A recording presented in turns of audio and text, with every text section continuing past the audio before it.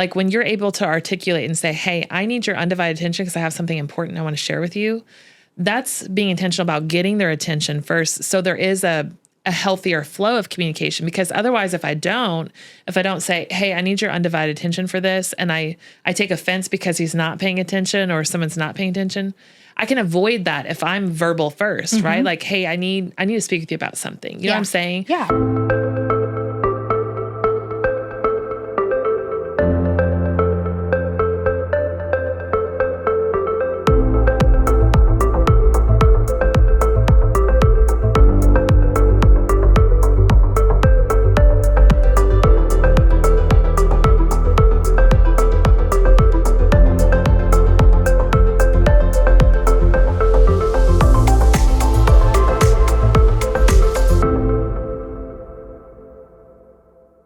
So, Julie, we're talking today about communication.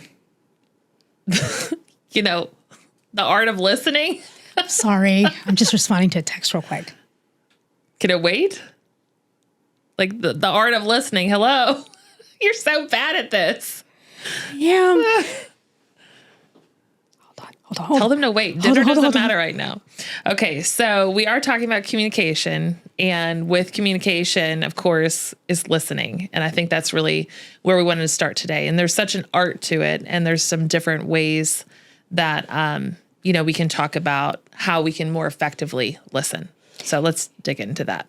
Yeah, so there's different types of listening for sure. And we do it in different times of the day, seasons, depending on what's really happening, and depending on the person too, and how comfortable you're with that person. Yeah. So, but what I do see a lot is one person is speaking and the other person is filtering that and understanding completely different. So I hear two people arguing and I'm like, you guys are not even arguing about the same thing. Nobody's listening. Yeah, nobody's listening. And so, and I will be the first one to say that I can be, depending on how distracted I am, not a great listener. It's true. Yeah. It's true. Sometimes you're not a great listener. Yeah. And I don't take offense to it, though, just so you know. I'm like, well, she's got to shut other stuff down first before she's listening. Yeah. So the other problem with me is if I don't respond immediately, you'll hear from me in like 6 months. So I'm not a great texter. So for me, it's like this comes in, I need to do it now, because if I don't, I'll forget about you. Yeah. But that makes me not a great present person sometimes, So that is something I think society in general struggles with. Yeah. I mean, we all do, because we all have a lot going on. There's distractions. There's communication tools that sometimes can certainly be a hindrance to us having right. Communication tools being a hindrance to communication. Yes. But I think there's ways that we can go about having like healthier boundaries and how we use the tools. And you and I were talking about this in preparation for today's conversation. Just like if you're going into a meeting or having an important conversation with someone, it's like, okay, I know that this is going to require a lot of me, and so maybe the way you use your tools looks different. Yeah, I have to be intentional. And we talked about different types of listening. Yeah, let's start with the first one. I think the first one is more like selective listening, which I laugh because I'm guilty of it. Taryn has frustrations with selective listening. The best example of selective listening is if you have a spouse. Yeah. Okay. And I say this because I will say to my spouse, hey, so-and-so text me. We're doing dinner on the 7th. Yeah. It's going to be at 6:30. I think we're going to do this restaurant. So just remember that. Okay. And I'm communicating some information. He hears a name, maybe a restaurant, but can't remember the day, the time, why we're getting together, like nothing. And so what's happening is he's distracted by something, usually driving or his phone or work. I'm giving information. He's trying to listen to me, so he's picking pieces of information from me that he thinks is important. Does that make sense? Yeah. This could be happening if, you've got a kid crying on your arm and you're trying to strap another kid into the car seat and somebody's coming up to you to give you all this information. Hey, just don't forget this, this, this, and this, but you're trying to do multiple things. Right. So you're trying to pick and choose, hey, what's the important information here? I'm going to pick and choose that information. Me and you talked about this because we have that issue with long-winded people. So people who take a long time to get to the point. Like, get to the point already because you've already lost me. Yeah. I mean, I say it to my husband, but I can't say it to other people. So I'm being selective about the information I'm pulling. So you're not really listening. You're listening for a little bit of information and some type of, but you're not really listening, I think, for myself, and maybe as a female too, we're multitaskers. We are great multitaskers sometimes. And so we filter what we want to receive, what's relevant to us in the moment. And then we just kind of, shelf everything else until it's needed. But I think sometimes it hinders a relationship, which is why we want to talk about it. Yes, it does. Women are actually pretty good. If you ever notice, if you say something, I feel like with my female friends or family members, if I say something and it's big news, they'll stop what they're doing. Like, so if somebody's washing dishes, they'll be like, "What did you just say?" And they'll stop and they'll give me full attention because they know it's an important matter. And so when it's something big, I think women do a great job. Guys, a little bit different, but they communicate differently too. And so selective, it can be frustrating for the person that's trying to be intentional when one side of the party is trying to be intentional with their communication, the other person's being selective. It can sound like, you're not listening to me. Well, you take offense to it, right? Especially in a spouse situation. If you've got something important to share and I'm telling my husband like, "Oh yeah, this and this and this," and he picked up like 2 things from every bit of what I was saying was really important. I do. You can try not to take offense to it, but there are times when you do take offense to it. And it creates unhealthy communication, right, in the marriage. Yeah, and it can hurt relationships. I'm a person that I can do something a few times, but if I feel like I'm getting the same type of treatment, what happens with me is, and this is not healthy either, it's probably borderline passive aggressive now that I think about it, but I'll be like, "Well, I'm not going to talk to you about anything." And then so a couple days go by and it's like, "Hey, like, what's going on?" Like, if somebody's asking me, "Hey, like, you haven't really said anything." I'm like, "You haven't really been listening." So I'm not going to waste my breath on something. So if you want to actively listen to me about what's going on in my life, I want to sit down and have a conversation with you, Yeah, I'm guilty of the same. Yeah. And you almost like feel justified in doing it. But I don't think that's healthy either. I don't feel justified. I just don't want to constantly repeat myself either. Yeah. I understand the fact that if, people have chaotic work schedules, I know what it is to be completely consumed by work. I know what that's like. And so if that's constantly on their mind, I don't want to feel angry about that. Yeah. You know what I mean? For sure. I know that, and it doesn't always happen. I don't have anyone always doing this to me, obviously, but I'll be like, okay, past 2 weeks, work has been 99% of the time. Obviously, me communicating anything is not going to matter. So I just don't really say much. Yeah. Which may come off as like, "Oh, she's angry at me." I'm not angry. I just don't want half of your attention. And so I'm okay, let's follow up. Right, let's wait and have the full conversation later when I can get your full attention. And so I'll do that. But, and I've been okay with that a little bit because I feel like if they don't have the capacity to listen to me in this moment because they're busy, they're overwhelmed, they're doing something else, I'm okay with that. But if you're trying to give information to somebody, "Hey, we got to go to your mom's," and they're like, "What? When? How? I thought you said this. I thought you said that." I'm like, "I didn't say any of that." Yeah. But some people do it out of survival mode. Like I said, if you've got 2 kids and you're trying to take them to school and there's, something, that can happen. Yeah, absolutely. This happens to me a lot, honestly. We've got, 2 young girls and constantly pulling at your attention. So sometimes, I do turn around and apologize to my husband because I'm like, "I'm so sorry. I was not listening." Yeah. Like at all. I'm so sorry.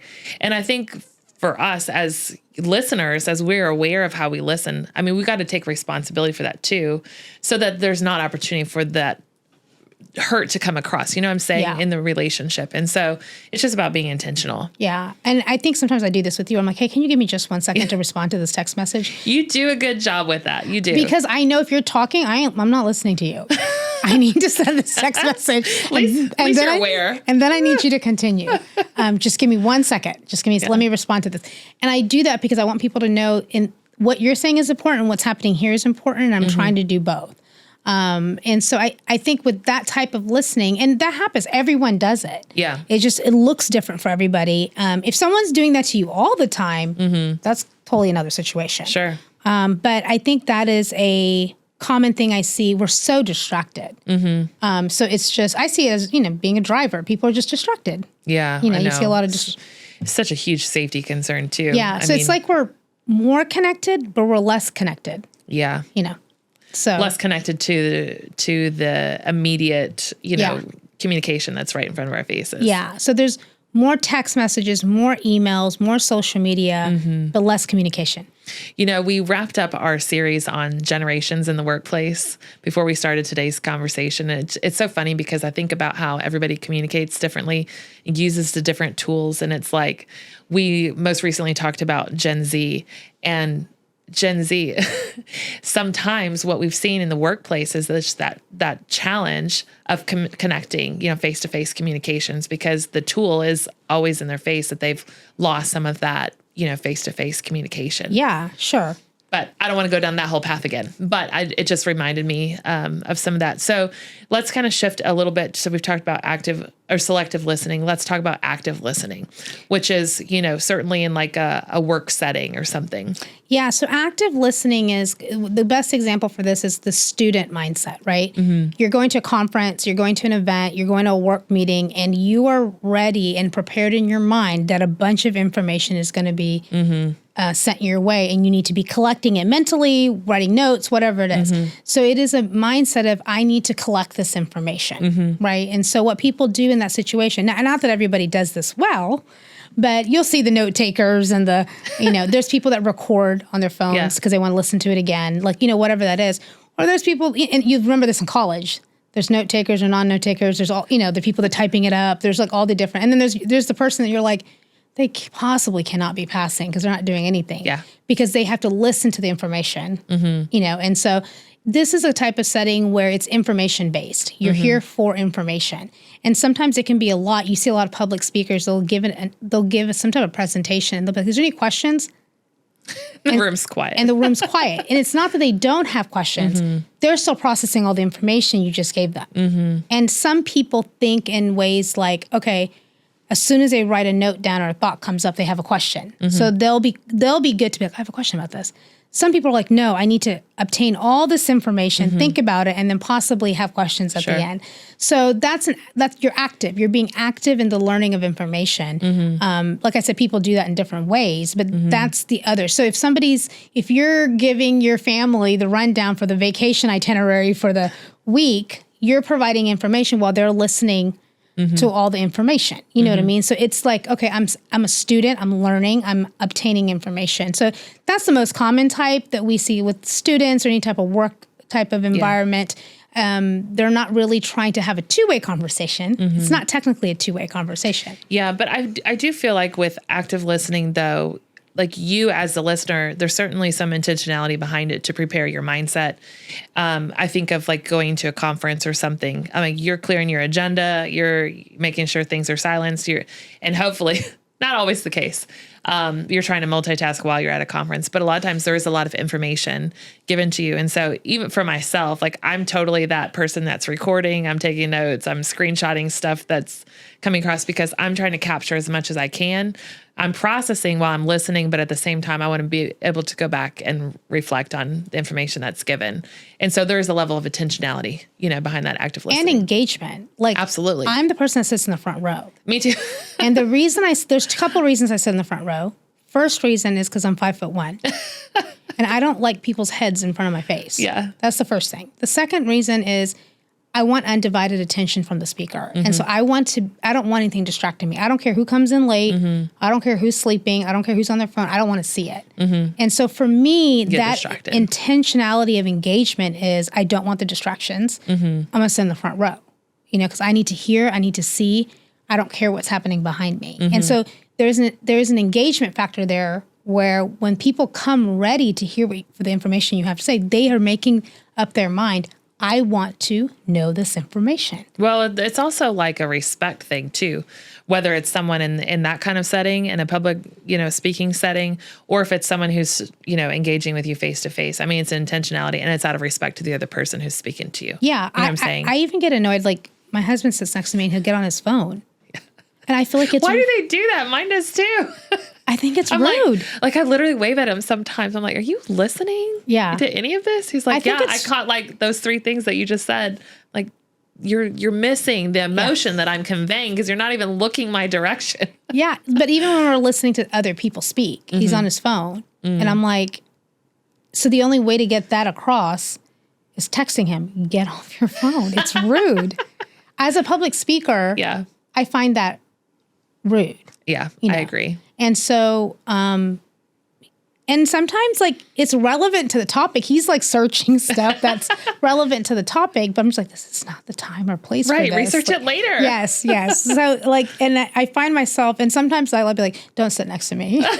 I don't want to be associated with you right now. You were being disrespectful. But it's because I'm easily distracted too. Yeah. So active listening is, I need information. I'm ready. I'm engaged, and I want to know this information. And so, you have to be a good speaker to do that too. You do. You've got to be able to get your point across well and engage the audience, whoever the audience is. Yeah. Lastly, talking about active listening is intentional listening, which kind of leads into that well, especially as we're talking about like communication with our spouses. Yeah. I'm serious about intentional listening. And so for me, that looks like throwing my phone in my purse, throwing my purse in the back of the chair.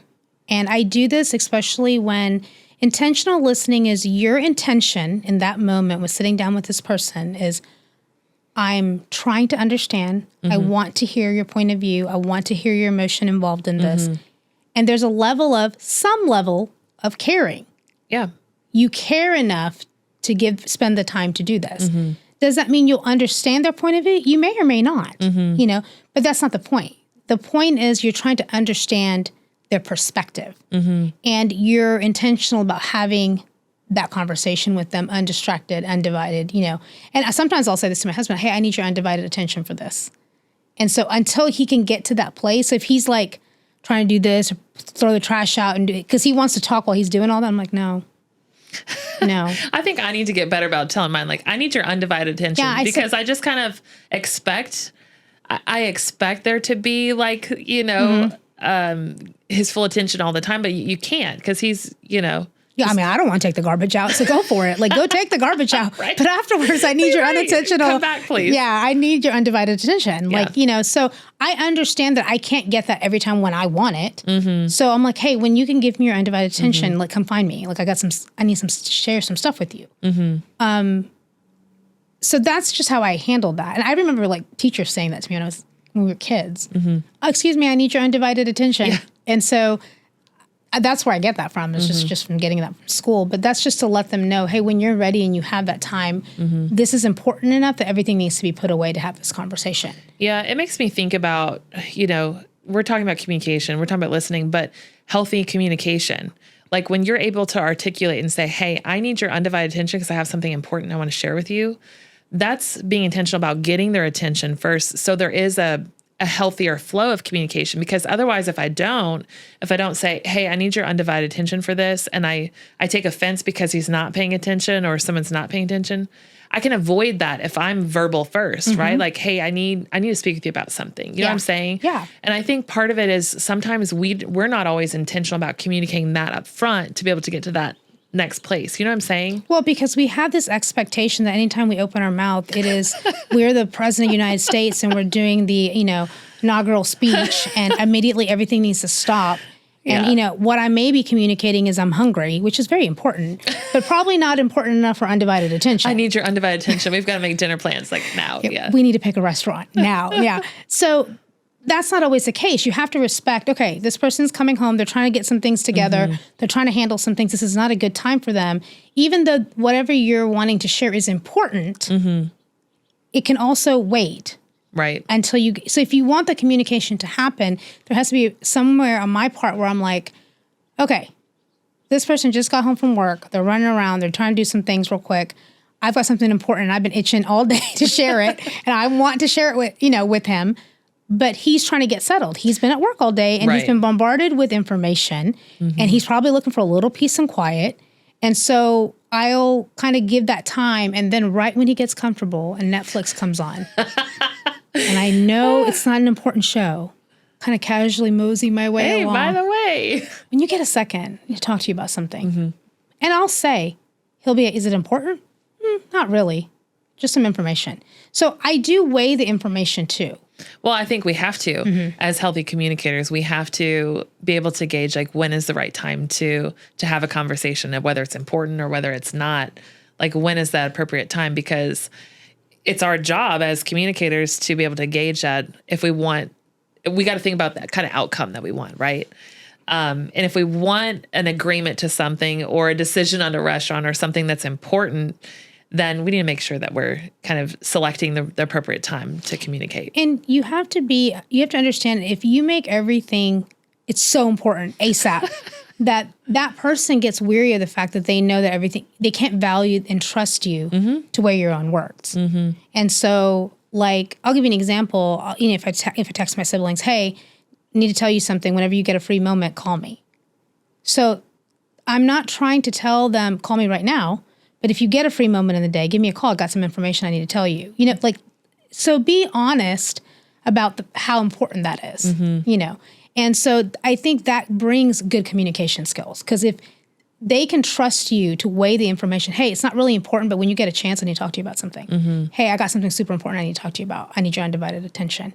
That's good communication. Yeah. Letting them know the value and the weight of this, and how that needs to be received. And so most people are mostly respectful of that when you're giving them that heads up. And so I think communication is not just, okay, I'm going to be an active listener, but I'm going to communicate also what type of listening this is going to require, So I think that's important too. And I think we don't do that well. And so sometimes I'll be in meetings, I'm like, I'm about to tell you something. It's going to be the most important thing in regards to your job. Listen to what I'm saying, because these are the biggest mistakes I see new employees make. I give those disclaimers because I don't know if people are on their phones. I don't know if, they're playing Pac-Man on their computer. I don't know what's going on. Hopefully not. And I'm not going to micromanage but I'm going to give you the disclaimer. This information I'm about to share with you is very important. And so that's how I like to communicate, because I want people to know when I'm being serious, when I'm not being serious, if it's a joke. And it gives them the opportunity to engage and actively listen, because if they don't, it could have repercussions, right? And so it's important for them to understand the weight of what's about to be said. And we also have to be okay that things that we think are important, maybe the people we're communicating with may not think it's really important. So the details of what we think is important may not be important for other people. And we might get a little offended or upset about it because we're not getting a response. Yeah. Look, that's super important. I don't think it's a big deal. Yeah. What do you mean you don't think it's a big deal? And I see this tension happening, but you have to be resolved in the fact that, okay, it's important to me, but maybe it's not important to, my spouse. Right. I have friends. I hope my husband likes those friends, but I don't know if he really cares about them as much to know about what's going on in their life. Right, he doesn't need all the details. Yeah, unless it's something serious, and he feels like, oh yeah, we need to do something. But other than that, I don't know that if you change your hair color and I go, oh my gosh, Taryn changed her hair color. He doesn't have hair. He doesn't care.